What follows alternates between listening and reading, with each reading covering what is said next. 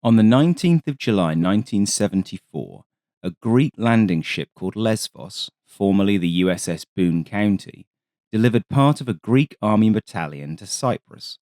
Having offloaded its troops and equipment, it turned around and headed home on the 20th. This was just as well as the following day a Turkish task force launched an amphibious assault on the island. They did so with the full expectation that the Greek navy might intervene. And, as they had feared, on the 20th, a report from a Turkish S-2 tracker suggested that a formation of 4 Greek warships was escorting a convoy of 7 transports from Rhodes to Cyprus. But the Turkish Air Force lost radar contact, and the fleet disappeared into the eastern Mediterranean. RF-84 Thunder flashes were sent out to regain contact, but they failed to do so. The Lesvos now reappeared near Paphos, where it used its 40mm Bofors anti-aircraft guns to help force the nearby Turkish garrison at Mutalos to surrender. Having fired 900 rounds and rightly fearing that the THK would be looking for his ship, its captain hastily made for Rhodes. News of this action filtered through to the Turkish High Command, causing them to protest to the US about this direct Greek involvement in the conflict. When the next morning brought no more news on the whereabouts of either the transport fleet or the Lesvos, and with the US Navy continuing to be unwilling to furnish this information, the Turkish Naval High Command decided to up the ante. 3 destroyers, the Adatepe, Kocatepe, and Maricel Fevzi Kakmak, were anchored at Mersin and were ordered by radio to move out and intercept the Greek formation west of Cyprus. Along with this instruction came a report that the Greek ships may be flying Turkish flags to evade detection and using Turkish-speaking radio men. This is the kind of crazy misinformation that goes around in wartime, and it might seem like a rather ineffective piece of subterfuge.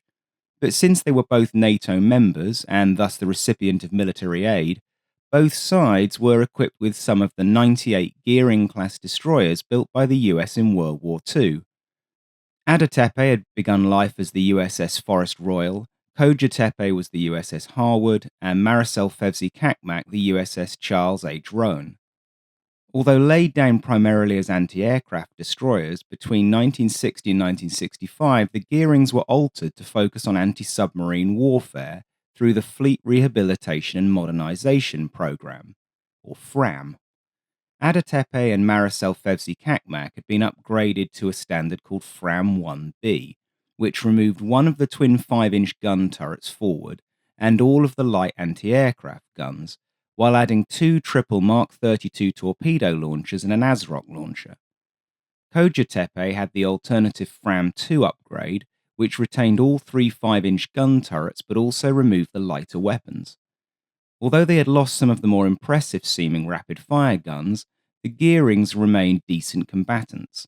They weighed 3,400 tons at full load, and they could exceed 35 knots in a calm sea. As commissioned, they were packed with crews of as many as 350, but it's more likely that the Turkish vessels were sailing with a crew in the low 200s. It's also likely that the Turks had reinstalled a mixture of 12.7mm machine guns, 20mm or 35mm Oerlikons, and 40mm Bofors to make the ships more survivable in the close confines of the Mediterranean. Just to make matters more interesting, the US was also operating 3 task forces in the area, one based around Forrestal, one around Little Rock, and one around Inchon. There was always the chance of a gearing or similar-looking ship being around one of those formations. The Royal Navy had the Hermes battle group in the area as well. Because of the extreme chance of confusion, the destroyer captains were instructed to fly the largest Turkish flags they could find in order to facilitate identification by the Turkish Air Force. They had every reason to expect that their comrades in the THK would be trigger-happy. They had received significant notoriety in the 1964 running of this conflict for successful attacks on Cypriot patrol boats, and likely wanted to repeat the trick on the Hellenic Navy. In 1964, a flight of F-100s had spotted the Cypriot patrol boat Phaeton and sunk it with 20mm cannon fire. Minutes later, another F-100 formation also spotted the heavily armed gunboat Orion. In attacking it, one of the F-100s was hit by 40mm Bofors fire, and its pilot was forced to eject. Captain Tengiz Topel escaped his damaged aircraft, but was captured on landing and later died.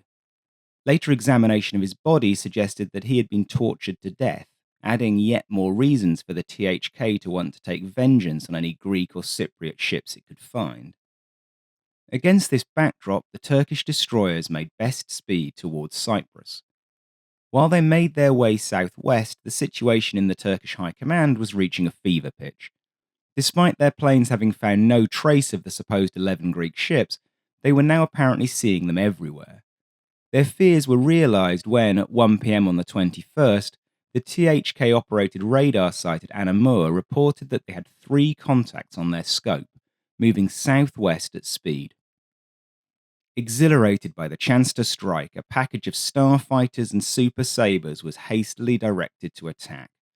Taking off from 3 different bases and armed with a combination of rocket pods and 750-pound general-purpose bombs, they headed towards the west coast of Cyprus. By 3 o'clock, the destroyers had managed to reach a position off Paphos, finding no sign of the Greeks. They had been in radio contact with their commanders in the Navy throughout. Unfortunately, somewhere along the line, the THK had stopped talking to the Navy. Given that they were making no attempt to hide, the THK strike package had no trouble in locating the destroyers. As briefed, the Greek ships even had the temerity to be flying the largest Turkish flags the pilots had ever seen. They attacked immediately. Not expecting an airstrike, the destroyers did nothing to defend themselves in the first moments, making them easy targets. The exact sequence of events that followed isn't clear, as any Turkish analysis has been brushed firmly under the carpet. What we do know is that all 3 ships were hit by bombs dropped by the starfighters. Their radio calls went unheeded as the pilots, although impressed by how well the Greeks spoke Turkish, were prepared for their tricks. Left with no other option, the ships returned fire with their rapid-firing 5-inch guns and secondary armaments as the second wave came in. But designed to engage Vals and Kates in the Pacific, these weapons were next to useless against supersonic fighters, and so it proved. Despite some reports to the contrary, none of the THK planes were hit. When they departed the area, all 3 ships were on fire. Kocatepe suffered a magazine hit, which caused a fatal explosion that sank her shortly after the attack had begun, taking 54 sailors with her. The remaining crew successfully abandoned the ship, and most were rescued by the British and the Israelis. Their rescue was initially put down solely to the latter due to the awkwardness of the British presence on Cyprus. In the immediate aftermath, the incident was reported by international news as a clash between Greek and Turkish warships. Of course, the Turks did discover and admit their mistake almost immediately. Details remain scarce to this day, caught up with the understandable bitterness felt on both sides. Despite their mistake, other THK fighters did apparently find several smaller Greek Cypriot ships near the coast of Cyprus and attack them too, albeit with unknown results. The Turkish destroyer was replaced by another former US Navy destroyer, the USS Norris, and so a new Kocatepe D354 came into being, remaining in service well into the 1980s. The captain of the original ship, Gouverneur Kaya, eventually became the commander of the Turkish Navy, serving in that role from 1995 to 1997. Sadly, he died in 2000, aged just 62. Whether the Hellenic Navy was actually at sea and heading for Cyprus is also a subject of considerable conjecture. Although it seems that some ships had been loaded up at Rhodes, they likely didn't set sail for Cyprus. In truth, it doesn't much matter what the flashy surface units were up to anyway. 2 then state-of-the-art Greek Type 209 submarines, Glaukos and Nereus, were both actively monitoring the landings. If they had been instructed to stop the landings, there's likely little that the Turkish Navy could have done about it. But of course, submarines can't deliver troops, and that was part of what the Turks were trying to prevent. What this incident and the ill-fated Greek Operation Nike go to show is that even for relatively competent militaries, the fog of war was thick in this period. Procedures for basic inter-service collaboration had not yet been established, or at least they had not been sufficiently practiced.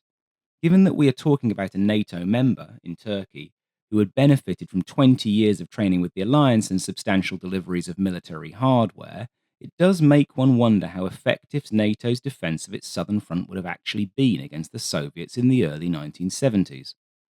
Or perhaps they would have been just as inept.